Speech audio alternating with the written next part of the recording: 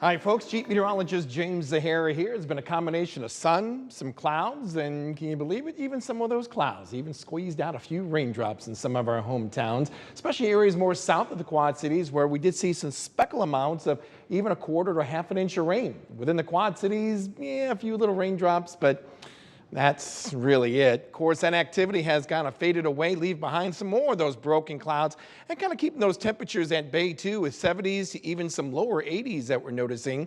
As we go and put our future track into motion, we do have one more boundary to go. This is actually a cold front that will be arriving later on tonight.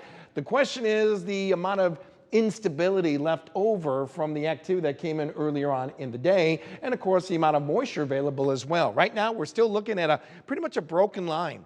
Some showers, maybe even a little clap of thunder as we get to the late to evening hours. Looks like just before midnight. Once that moves on by, then we start clearing those skies off briefly as we head toward 6 a.m. And depending where the clearing takes place will determine how cool or how warm our temperatures are going to be. Where the clearing takes place early, you're talking about areas west of the river, mainly in the lower 60s. Farther east, where the clouds are going to be hanging tough, temperatures may be averaging right around 70 degrees. All part of a weather system that will eventually lead us to the backside of it as we make our way into tomorrow. So we'll start off with some sun, followed by some clouds around the area. It's trying to squeeze out a few raindrops, but I think everything should be looking dry. Just quite breezy and much cooler. Numbers are over for daytime highs are actually going to be dropping around the upper 70s to even around 80 degrees.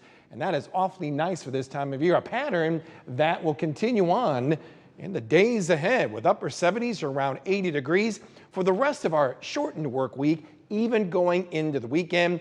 As we go into next week, got a good stretch of 70s and maybe that next chance of wet weather by early next week as well. For more weather information, go to our website, that is WQAD.com.